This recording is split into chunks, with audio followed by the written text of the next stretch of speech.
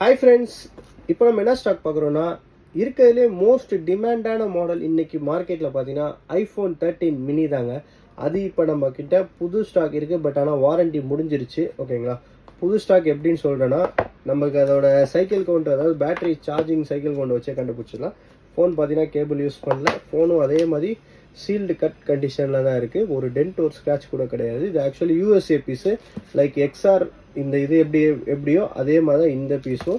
So வந்து இதோட battery health பார்த்தீங்கன்னா 100% இருக்குது. வெறும் 50 வாட்டி தான் சார்ஜே பண்ணியிருக்காங்க. 56 வாட்டி. ஃபோன் வந்து சும்மா புதுசு. உங்களுக்கு இதுக்கு 3 months ஷாப் வாரண்டி தந்துடுறேன்.